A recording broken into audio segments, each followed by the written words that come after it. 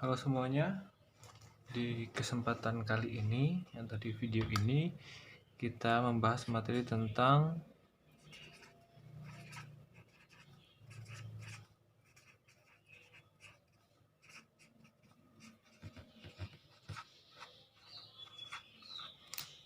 the component of language ya. Artinya komponen-komponen yang terdapat dalam suatu bahasa. Ya.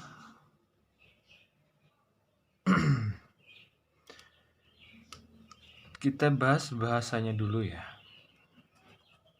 Bahasa itu apa sih? Ya, bahasa adalah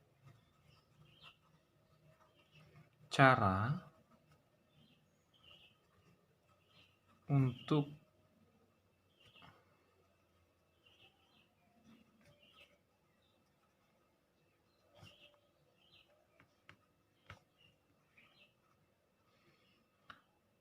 menyampaikan suatu ide atau bisa juga menyampaikan saran atau gagasan, bisa juga atau informasi,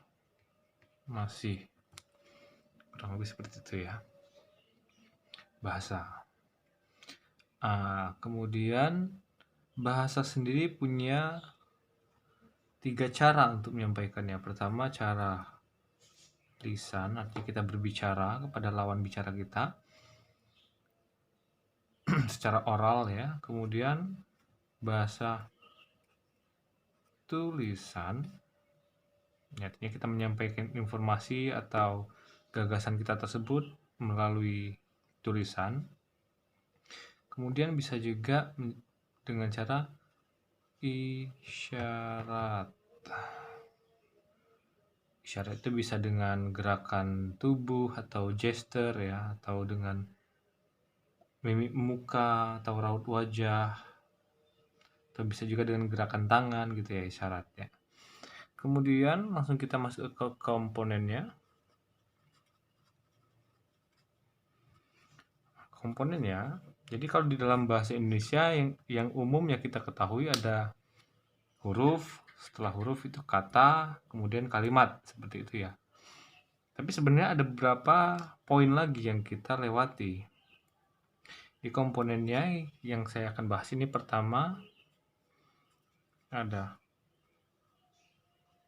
fonem, kedua morfem, ketiga ada word, keempat ada phrase, yang kelima ada clause, dan terakhir ada sentence. Jadi ada 6 ya. Fonem, morfem, word, phrase, clause, sentence. Kalau di bahasa Indonesia kan itu huruf, imbuhan, kata, frasal, klausa, sama kalimat. Kurang lebih seperti itu. Ya langsung saja kita bedah satu persatu. Yang pertama, poin pertama adalah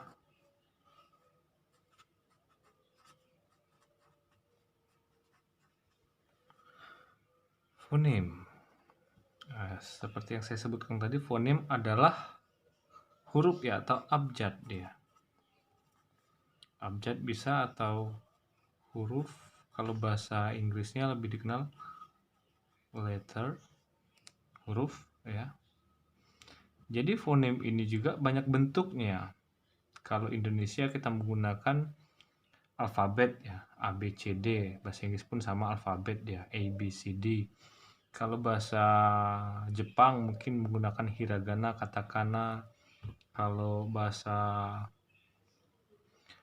Arab dia pakai hijaia dan seterusnya ya. Kurang lebih seperti itu. Jadi bentuknya beda-beda. Ada juga yang disebut fonetik simbol, cara baca untuk kata-kata sesuatu. Di bahasa Inggris juga sering kita ketahui cara bacanya menggunakan fonetik simbol untuk bahasa kamusnya.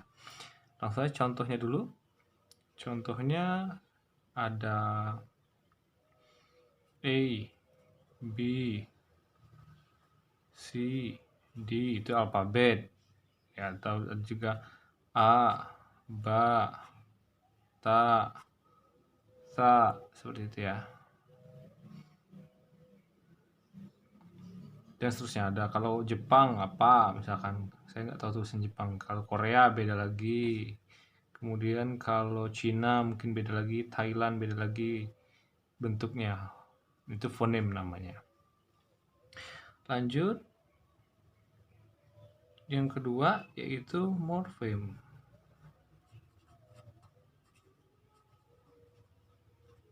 Morfem. Morfem sendiri itu ada dua. Yang pertama dia free morfem. Free morfem ini adalah sebenarnya kata dasar.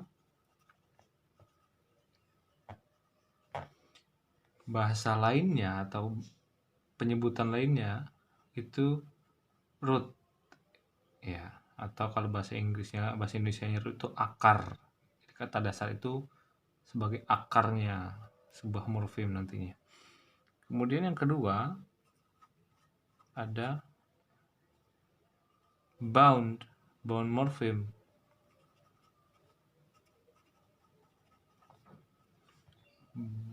Bound morfem itu imbuhan. Penyebutan lainnya adalah afiks. Gitu. Afiks sendiri ada dua jenis. Imbuhan itu ada dua macam ya. Jadi afiks itu imbuhan tadi ada dua macam, yaitu pertama yang prefix, artinya imbuhan depan, awalan ya. Kemudian sufiks, akhiran. Seperti itu ya. Jadi langsung kita contohkan saja. Kita menggunakan bahasa Indonesia saja dulu biar mudah dipahami. Contoh keadilan ya, keadilan. Keadilan itu satu kata ya, satu kata. Tapi sebenarnya dia terdiri dari itu satu kata dasar dan dua imbuhan. Nah, jadi satu kata ini ditambah dua imbuhan menjadi kata baru dia. Ini yang disebut free morfem atau root itu tadi ya. Sedangkan ini dia bound morfem. Ini pun bound morfem. Ini bound morfem yang prefix, ini bound morfem yang suffix. Seperti itu. Contoh satu lagi dengan bahasa Inggris, misalkan kata disagreement. Disagreement itu satu kata yang terdiri dari kata dasar dan dua imbuhan. Ya, sama. Ini tadi free morfem atau saya tuliskan dengan kata lainnya. Ini rootnya, ini dia afiksnya yang suffix, ini yang prefix. Ya, ini afiks ada dua ya, itu rootnya. Seperti itu, sama ya, free morfem atau bound morfem. Seperti itu kurang lebih. Kalau contohkan satu lagi, misalkan second example, ada cairan, ada satu kata dasar dia dan satu imbuhan ya. Jadi free morfemnya satu, bound morfemnya satu. Jadi dia hanya menggunakan sufiks saja. Oke. Contoh yang atau prefix saja pun bisa sebenarnya. ya, atau contohnya kayak apa ya, dimakan gitu ya, itu kan di-nya itu adalah prefix dia, atau mencari, ada men dan cari. Kalau sama seperti bahasa Inggris juga ada contoh kayak study tambah ing, studying, itu sama dia. Ini free morphemnya, ini bound morphemnya. Kalau yang misalkan kita menggunakan bound morphem yang prefix, contohnya kayak impossible atau disagree tanpa domain ya, atau misalkan irrational dan lain-lain. Banyak imbuhan depan, ada ir, ada this, ada im, ada an, ya macam-macam dia. Itu dia untuk morfem. Kemudian selanjutnya kita masuk ke word. Ketiga ada word atau kata. Nah, kata di sini tidak lepas dari yang namanya the part of speech atau kelas kata. Sangat berkaitan sekali karena setiap kata itu memiliki kelas. Seperti itu ya. Nah, imbuhan-imbuhan ini tadi atau bound morpheme ini tadi tugasnya juga bisa merubah kelas kata sehingga fungsinya bisa digunakan di tempat yang tepat, karena tidak semua kata tuh masuk cocok ke satu posisi ya. Seperti kata kerja tidak bisa di posisi subjek, kita harus mengubahnya dulu ke kata benda, seperti itu. Ya, pelan-pelan saja. Gitu ya. Jadi definisinya kata itu apa? Jadi rangkaian huruf yang bermakna. Jadi bukan rangkaian huruf saja ya, tapi ada maknanya. Jadi nggak asal merangkai saja hurufnya, maknanya apa? Itu dia. Contoh, misalkan saya buat sebuah kalimat, he is playing kite in the yard now. Titik. Nah. Ini ada 1, 2, 3, 4, 5, 6, 7, 8 kata. Ya, ketika kata dirangkai menjadi sebuah kalimat, artinya kalimat adalah rangkaian huruf, rangkaian kata yang bermakna ya, ada maknanya ya, tersusun rapi ya, polanya ada juga. Seperti itu. Ini saya kenapa jelaskan harus berkaitan erat dengan part of speech. Jadi di sini ada yang namanya pronoun. Di sini ada verb, di sini ada verb juga. Jadi yang ini auxiliary, ini ordinary, ini ada noun, ini ada preposition, ini ada adjective, artikel, ini noun, ini adverb. Jadi dia jelas dia. Ada kelas katanya semua sehingga tersusun rapi.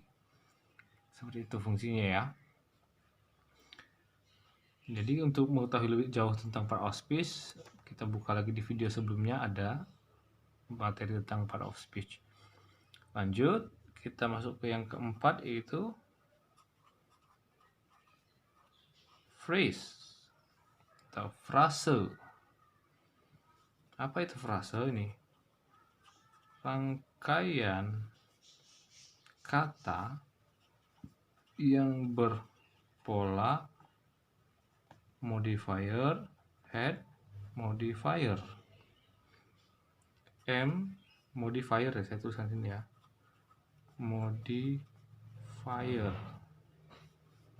hanya adalah head. Apa head modifier itu? Modifier adalah penjelas, sedangkan ini yang dijelaskan. Jadi intinya ada di yang dijelaskan ya. Jadi modifier itu hanya penjelas, jadi informasi tambahan terhadap sebuah head, kurang lebih seperti itu. Contohnya ada saya tulis blue book. Blue book. Ada blue dan ada book. Ini belum dinamakan sebuah kalimat karena belum ada subjeknya ya, belum ada kata kerjanya juga. Blue book di sini headnya yang book otomatis. Blue-nya tugasnya adalah memperjelas informasi tentang buku. Buku yang mana? Buku yang biru, seperti itu. Contoh yang kedua, misalkan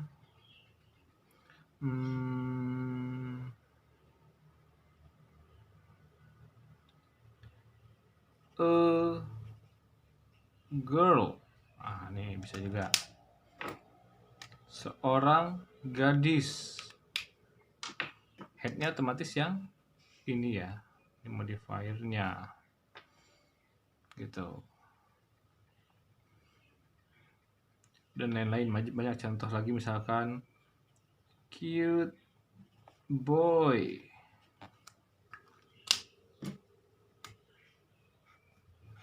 Sama ya, modifiernya di depan rata-rata ya. Tapi bisa juga dia modifiernya di belakang, bisa juga sebenarnya. Tapi nggak saya contohkan, nanti kita bahas tentang frase, materi frase sendiri saya akan jelaskan lebih detail nanti. Itu. Yang jelas frase itu banyak jenisnya ya nanti ya. Ada verb phrase, ada noun phrase, ada prepositional phrase, ada juga adjective phrase, macam-macam ya. Nanti kita jelaskan di materi frase sendiri. Lanjut kita masuk ke yang kelima, yaitu klausa atau clause. Clause itu adalah rangkaian kata yang berpola subject verb atau conjunction subject verb. Jadi C di sini sama dengan conjunction.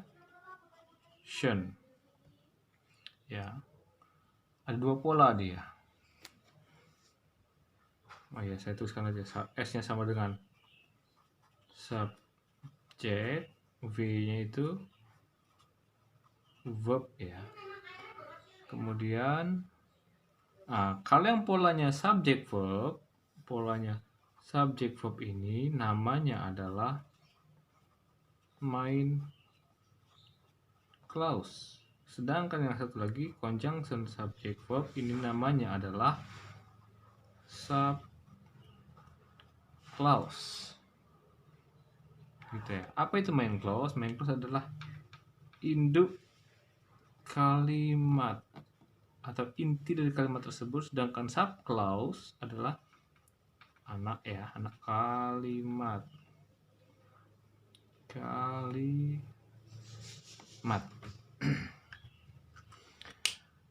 Jadi inti sebuah pola itu ada di subject verb-nya ya. Langsung kita contohkan saja biar nggak bingung. For example, contoh, she cries because she beats her.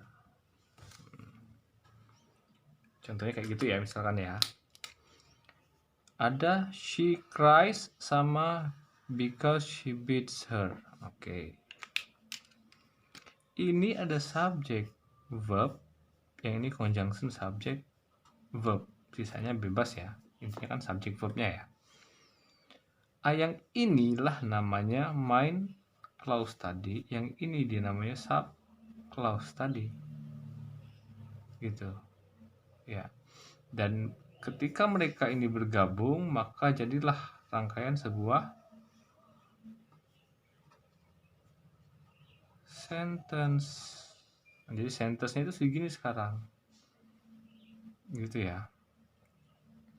Atau ini bisa dibalik. Because he beats her, she cries. Karena dia memukulnya, dia menangis. Tapi tetap main clause berada di subject verb ya. Dan karena atau conjunction-nya selalu mengikuti ini ya. Gitu. Lanjut. Saya bikinkan satu kalimat pendek. She cries. Titik. She cries. Subject verb. Ini juga sebuah kalimat ya. Dan dia, ini satu kalimat. Artinya dia sentence. Dia tidak bisa disebut main clause. Main clause bisa disebut main clause jika ada subclause. Jika tidak ada subclause, main clause berdiri sendiri seperti ini, dia namanya sentence. Ya, saya tuliskan di sini ya. Tanpa adanya subclause atau SC, main clause sama dengan sentence. Itu dia.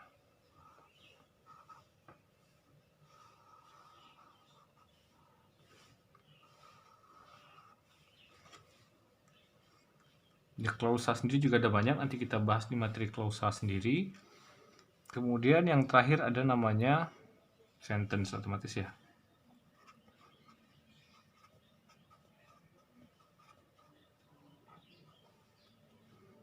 Sentence, artinya rangkaian kata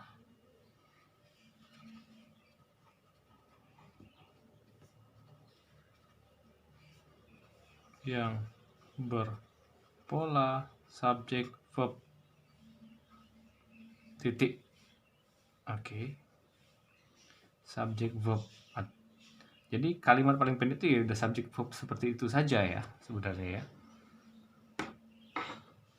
Kalau kita tambahkan panjang bisa dia menggunakan subjek verb, ada objeknya, ada complement.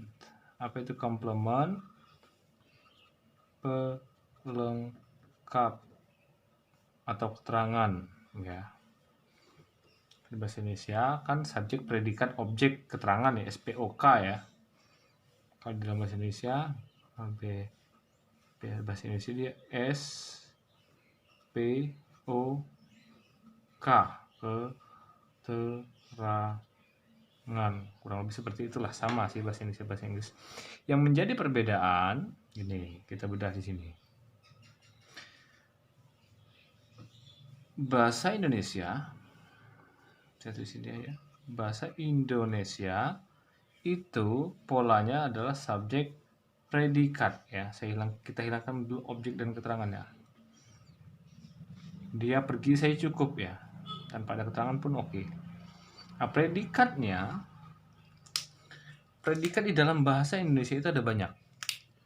Bisa dia verb atau kata kerja, bisa dia juga adjektif, kata sifat, bisa dia juga adverb, kata keterangan, bisa dia juga noun, kata benda, seperti itu ya. Itu predikatnya. Sebagai contoh,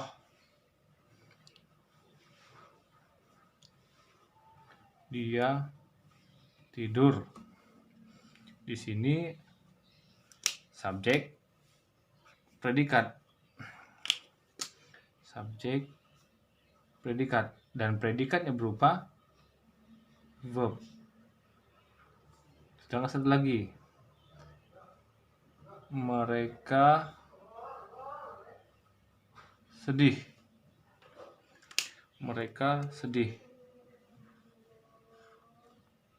Sama polanya, ini subjek, predikat. Predikatnya berupa adjektif atau kata sifat.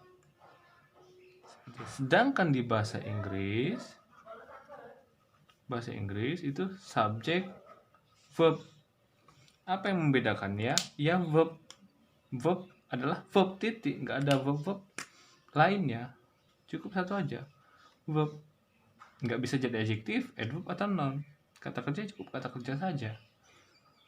Nah, tapi kata kerjanya ada dua, verb dan verb untuk verbal, verb to be atau be itu di nominal.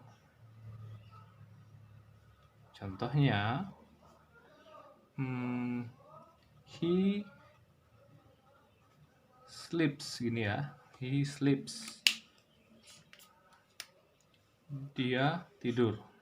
Ini kebetulan kita menggunakan benar-benar verb ya, subjek verb, verbnya yang benar-benar verb di situ. Sedangkan yang nominal ini yang verbal,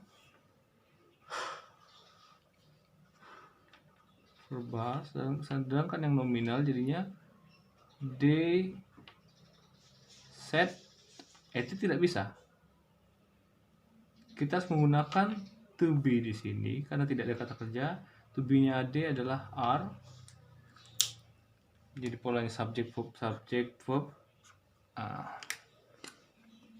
Ini subjek, ini verb-nya yang berupa to be ya, berupa be. Ini dia bertemu dengan adjektif kebetulan. Ini adalah kalimat nominal. Jadi pola ini sama dengan verbal yang subjek to be ada tambahan complement, itu sama dengan nominal. Jadi ada dua verbnya, yang satu menggunakan to be, yang satunya menggunakan verb biasa. Ini verbal, ini yang non verbal atau nominal, gitu ya. Nah, sini dia. Ini tuh. Atau contoh satu lagi, misalkan supaya lebih jelas. He is going. Yang sini he will be happy. Ini kata kerjanya. Ini subjek, verb. Ini verb yang auxiliary, ini yang ordinary. Kemudian yang ini ya, ini subjek, ini auxiliary, verbnya ini auxiliary ya, aux. Ini to be complement. Catatannya di sini saya tuliskan. Note-nya. Oke. Nominal. Oke, untuk nominal ini complement itu ada 3. Yang pertama adjektif, oke, yang kedua noun, yang ketiga adverb.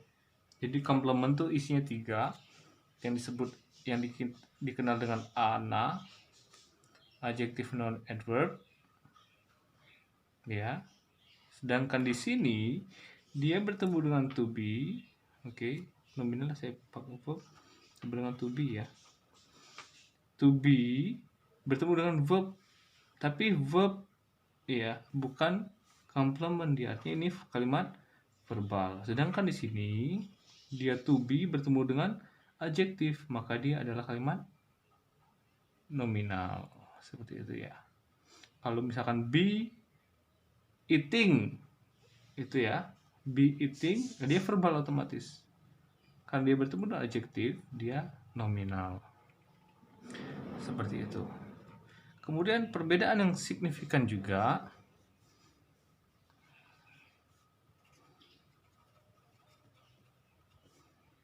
bahasa Indonesia dengan bahasa Inggris itu bahasa satu, verbnya Indonesia tidak berubah.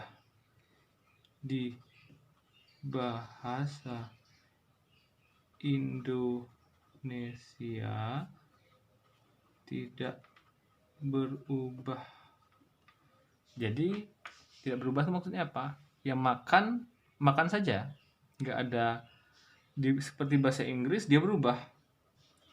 Verb di bahasa Inggris berubah.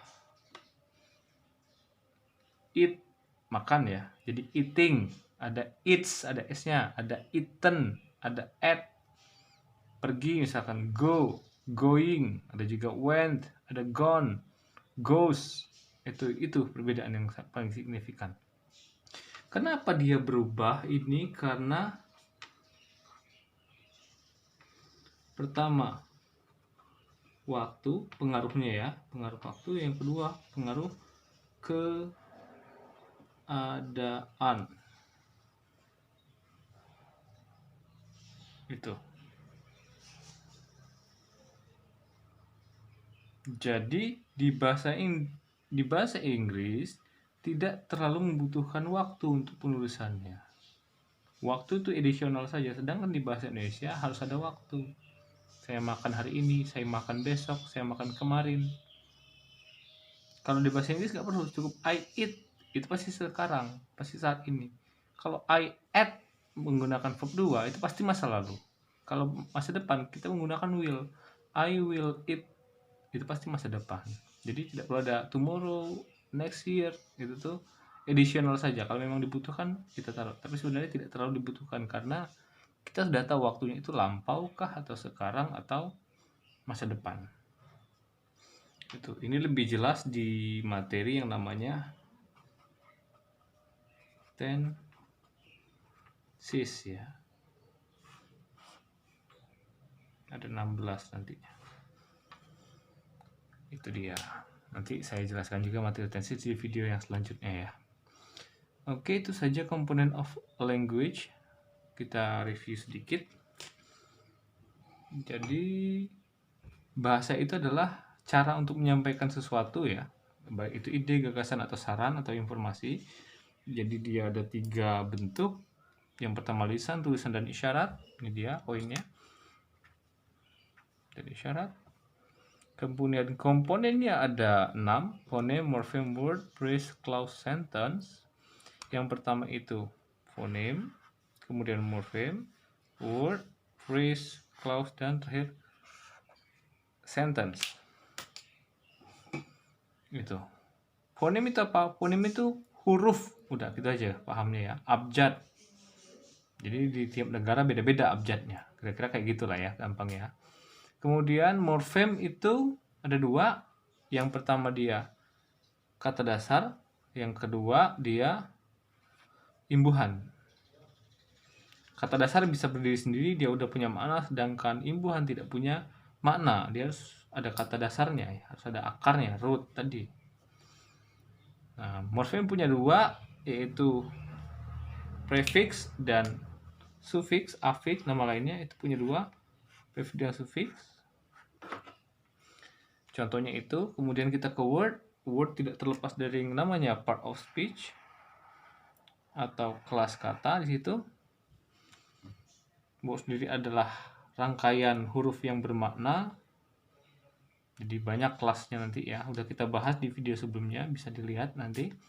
Kemudian phrase itu rangkaian kata yang berpola head modifier, menjelas dan dijelaskan.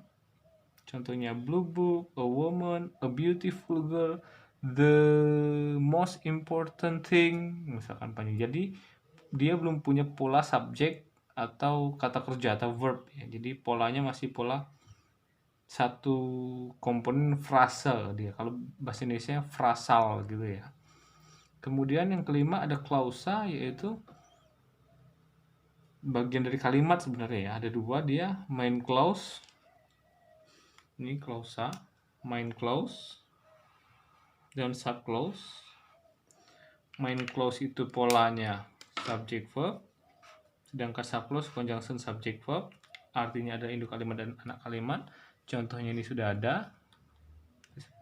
Kemudian sentence adalah rangkaian kata yang berpola subject verb. Jadi paling pendek kalimat itu cukup subject verb saja atau subjek kata kerja saja. Contoh dia pergi, dia menangis, kita sudah paham dengan kalimat itu. Atau mau panjang ya boleh ditambahkan keterangan, tambahkan objek, tambahkan klausa, misalkan tambahkan clause sub clause gitu ya, dan lain-lain. Itu kemudian saya tuliskan sedikit perbedaan antara bahasa Indonesia dan bahasa Inggris gitu ya.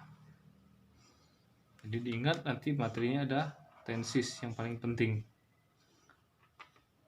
Kemudian pola, ada pola verbal nominal. Jadi mana verbal nominal? Oh ini verbal, ini yang nominal ya. Verbal itu verb biasa, sedangkan nominal adalah subject to be complement. Kayak itu.